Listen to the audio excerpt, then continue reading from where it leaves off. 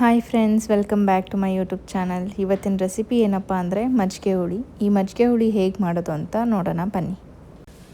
ಮಜ್ಜಿಗೆ ಹುಳಿ ಮಾಡೋದಕ್ಕೆ ಒಂದು ಪ್ಯಾನಿಗೆ 2 ಟೇಬಲ್ ಸ್ಪೂನ್ ಆಯಿಲು, ಅದಕ್ಕೆ ಒಂದು ಸ್ವಲ್ಪ ಕಾಳುಮೆಣಸು, ಕರಿಬೇವಿನ ಸೊಪ್ಪು ಹಾಗೂ 4ರಿಂದ 5 ಹಸಿಮೆಣಸಿನ್ಕಾಯಿ ಹಾಕಿ ಇದಕ್ಕಿವಾಗ 1 ಸ್ಪೂನ್ ಧನಿಯಾ ಪೌಡರ್ ಹಾಕಿ ಸ್ವಲ್ಪ ಎಣ್ಣೆಲಿ ಫ್ರೈ ಮಾಡ್ಕೊಳ್ಬೇಕು. ಇದು ಆಯಿಲಲ್ಲಿ ಚೆನ್ನಾಗಿ ಫ್ರೈ ಆಗ್ತಿದ್ದಂಗೆ ಇದಕ್ಕೆ ನಾವು ಒಂದು 4ರಿಂದ 5 ಬೆಳ್ಳುಳ್ಳಿ ಮತ್ತು ಒಂದು ಸ್ವಲ್ಪ ತುರಿದಿಟ್ಕೊಂಡಿರೋ ಕಾಯಿನ ತೊಗೊಂಡು ಹಾಕಿ ಅದನ್ನು ಕೂಡ ಫ್ರೈ ಮಾಡಬೇಕು. ಇವಾಗ ಇದು ಫ್ರೈ ಆದಮೇಲೆ ಇದಕ್ಕೆ ನಾನೊಂದು ಸ್ವಲ್ಪ ಕೊತ್ತಂಬರಿ ಸೊಪ್ಪನ್ನ ಹೆಚ್ಚಿಟ್ಕೊಂಡಿದ್ದೆ, ಅದನ್ನು ಹಾಕ್ತಿದ್ದೀನಿ. ಹಾಗೆ ನಾನು ಒಂದು ಅರ್ಧ ಗಂಟೆಗೂ ಮುಂಚೆ ತೊಗರಿಬೇಳೆ ಮತ್ತು ಕಡಲೆಬೇಳೆನ ನೆನೆಸಿಟ್ಕೊಂಡಿದ್ದೆ, ಅದನ್ನು ಕೂಡ ಹಾಕಿ ಚೆನ್ನಾಗಿ ಫ್ರೈ ಮಾಡ್ಕೊತೀನಿ. ಇದೆಲ್ಲ ಫುಲ್ಲು ಚೆನ್ನಾಗಿ ಫ್ರೈ ಆಗಬೇಕು.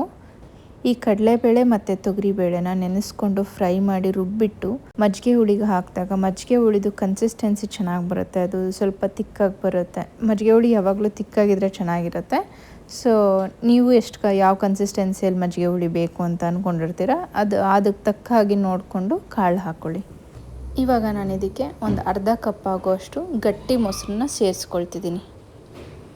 ಮೊಸರು ಅಷ್ಟೇ ಆದಷ್ಟು ಗಟ್ಟಿ ಮೊಸರು ಯೂಸ್ ಮಾಡೋಕ್ಕೆ ಟ್ರೈ ಮಾಡಿ.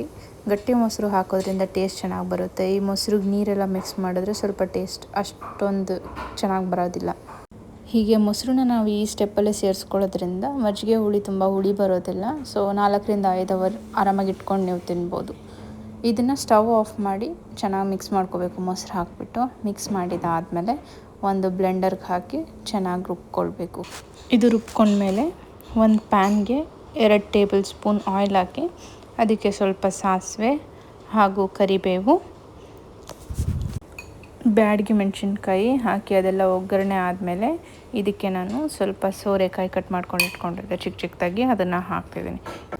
ನಾನಿಲ್ಲಿ ಸೋರೆಕಾಯಿನ ಯೂಸ್ ಮಾಡಿದ್ದೀನಿ. ನಿಮಗೆ ಅಕಸ್ಮಾತ್ ಸೋರೆಕಾಯಿ ಏನಾದರೂ ಇಷ್ಟ ಇಲ್ಲ ಅಂತಂದರೆ ಅವ್ರು ಬೇರೆ ತರಕಾರಿ ಯೂಸ್ ಮಾಡಬೇಕಂದ್ರೆ ಬೇರೆ ತರಕಾರಿನೂ ಯೂಸ್ ಮಾಡ್ಕೋಬೋದು. ಬೂದ್ಗುಂಬಳಕಾಯಿ, ಹೀರೆಕಾಯಿ ಈ ಥರ ಎಲ್ಲ ತರಕಾರಿಗಳನ್ನ ಯೂಸ್ ಮಾಡ್ಕೊಳ್ಬೋದು ನೀವು. ಅದನ್ನು ಟೇಸ್ಟ್ ಚೆನ್ನಾಗಿ ಬರುತ್ತೆ.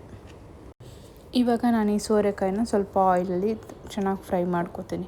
ಈ ಸೋರೆಕಾಯಿ ಹೇಗೆ ಫ್ರೈ ಆಗಬೇಕಂದ್ರೆ ಅದೊಂದು ಸ್ವಲ್ಪ ಟ್ರಾನ್ಸ್ಪರೆಂಟ್ ಬರುತ್ತೆ, ಅಲ್ಲಿ ತನಕ ಚೂರು ಫ್ರೈ ಮಾಡ್ಕೋಬೇಕು. ಈ ಫ್ರೈ ಮಾಡ್ಕೊಳ್ಳುವಾಗ ನಾವು ಸ್ವಲ್ಪ ಇದಕ್ಕೆ ರುಚಿಗೆ ತಕ್ಕಷ್ಟು ಉಪ್ಪು ಹಾಗೂ ಅರಿಶಿನ ಹಾಕಬೇಕು. ಉಪ್ಪು ಹಾಗೂ ಅರಿಶಿನ ಹಾಕಿ ಇದನ್ನು ನಾನು ಆಯಿಲಲ್ಲಿ ಒಂದು 5 ನಿಮಿಷ ಆಗೋ ಥರ ಫ್ರೈ ಮಾಡ್ಕೊತೀನಿ. ಇದು ಚೆನ್ನಾಗಿ ಫ್ರೈ ಎಲ್ಲ ಆದಮೇಲೆ ಇವಾಗ ನೋಡಿ ಈ ಸೋರೆಕಾಯಿ ಎಲ್ಲ ಸ್ವಲ್ಪ ನೀರು ಬಿಟ್ಕೊಂಡಿದೆ. ಈ ಥರ ನೀರು ಬಿಟ್ಕೊಂಡ್ಮೇಲೆ ಈ ಸೋರೆಕಾಯಿ ಮುಳುಗೋ ಅಷ್ಟು ನಾನು 1 ಕಪ್ ಗ್ಲಾಸ್ ನೀರನ್ನ ಹಾಕಿ ಮುಚ್ಚಿಟ್ಕೊಳ್ತಿದ್ದೀನಿ. ಮುಚ್ಚಿಟ್ಟು ಬೇಯಿಸಬೇಕು ಸ್ವಲ್ಪ ಹೊತ್ತು. ತುಂಬ ಜಾಸ್ತಿ ಕೂಡ ನೀರು ಹಾಕಬಾರ್ದು. ಇದಕ್ಕೆ ಎಷ್ಟು ಬೇಕಾಗಿರುತ್ತೆ ಬೇಯೋಕ್ಕೆ ಅಷ್ಟು ಹಾಕಿದ್ರೆ ಸಾಕಾಗುತ್ತೆ.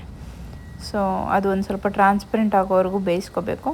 ಇವಾಗ ಬೆಂದಿದ್ದಾಗಿದೆ ನೋಡಿ, ಹೀಗಾಗಿದೆ, ನೀರೂ ಕಡಿಮೆ ಇದೆ. ಸೊ ಇದನ್ನ ಒಂದು ಸ್ವಲ್ಪ ನಾನು ಕೈ ಆಡಿಸ್ಬಿಟ್ಟು ಇದಕ್ಕೆ ರುಬ್ಕೊಂಡಿರೋ ಮಸಾಲಾನ ಹಾಕ್ಕೋತಾ ಇದ್ದೀನಿ. ಇವಾಗ ಇದಕ್ಕೆ ಮಸಾಲೆ ಎಲ್ಲ ಪೂರ್ತಿ ಹಾಕಿದ್ದಾದಮೇಲೆ ನಾನು ನೀರು ಹಾಕ್ಕೊಳ್ಬೇಕು. ನೀರು ಎಷ್ಟು ಹಾಕ್ಕೊಳ್ಬೇಕಂತ ಅಂದರೆ ನಿಮಗೆ ಯಾವ ಕನ್ಸಿಸ್ಟೆನ್ಸಿಯಲ್ಲಿ ಮಜ್ಜಿಗೆ ಹುಳಿ ಬೇಕು ಅಂತ ಇರುತ್ತೆ, ಅದಕ್ಕೆ ತಕ್ಕಾಗೆ ನೀವು ಎಷ್ಟು ನೀರು ಬೇಕು ಅಷ್ಟನ್ನ ನೋಡ್ಕೊಂಡು ಹಾಕ್ಕೊಳ್ಬೋದು. ಸಪೋಸ್ ನಿಮ್ಗೇನಾದರೂ ಅದು ಗಟ್ಟಿ ಆಯಿತು ಅಂತ ಅನಿಸಿದ್ರೆ ಕೊನೆಯಲ್ಲಿ ಮತ್ತೆ ಆ್ಯಡ್ ಮಾಡ್ಕೊಳ್ಬೋದು. ಆಮೇಲೆ ಸಾಲ್ಟ್ ಎಲ್ಲ ನೋಡಿಕೊಂಡು ಈ ಸ್ಟೇಜಲ್ಲಿ ಇನ್ನೂ ಸಾಲ್ಟ್ ಬೇಕಿದ್ದರೆ ನೀವು ಆ್ಯಡ್ ಮಾಡ್ಕೊಳ್ಬೋದು. ಇದು ಫುಲ್ಲು ಆದಮೇಲೆ ಮುಚ್ಚಿಟ್ಟು ಒಂದು 2ರಿಂದ 3 ನಿಮಿಷ ಅದನ್ನ ಕುದಿಯೋಕ್ಕೆ ಬಿಡಬೇಕು. ಸೊ 2 ಮಿನಿಟ್ಸ್ ಆಗಿದೆ, ಇದು ಬಾಯ್ಲ್ ಆಗ್ತದೆ. ಇವಾಗ ಮಜ್ಜಿಗೆ ಹುಳಿ ರೆಡಿ ಆಗಿದೆ. ನಮಗೆ ಈ ಕನ್ಸಿಸ್ಟೆನ್ಸಿಯಲ್ಲಿ ಬಂದರೆ ಮಜ್ಜಿಗೆ ಹುಳಿ ಸಾಕಾಗುತ್ತೆ. ಇದನ್ನು ನಾವು ಅನ್ನದ ಜೊತೆ ತಿನ್ಬೋದು ಆ್ಯಂಡ್ ತುಂಬ ಹೆಲ್ದಿಯಾಗಿರುತ್ತೆ, ಟೇಸ್ಟಿಯಾಗಿರುತ್ತೆ. ಇದಿಷ್ಟೇ ಮಜ್ಜಿಗೆ ಹುಳಿ ರೆಸಿಪಿ. ಸಿಂಪಲಾಗಿ ಮಾಡ್ಕೊಳ್ಬೋದು ಈಸಿಯಾಗಿ. ನಿಮಗೆಲ್ಲ ನಾನು ತೋರಿಸಿರೋ ರೆಸಿಪಿ ಇಷ್ಟ ಆಯಿತು ಅಂತಂದರೆ ನೀವು ನಿಮ್ಮ ಮನೆಯಲ್ಲಿ ಟ್ರೈ ಮಾಡಿ ಹೇಗಿತ್ತು ಅಂತ ನನಗೆ ಕಮೆಂಟ್ ಮಾಡಿ ಹೇಳಿ. ಲೈಕ್ ಮಾಡಿ, ಶೇರ್ ಮಾಡಿ ಹಾಗೂ ಸಬ್ಸ್ಕ್ರೈಬ್ ಮಾಡಿ. ಹೀಗೆ ಸಪೋರ್ಟ್ ಮಾಡ್ತಾಯಿರಿ. Thank you so much for watching.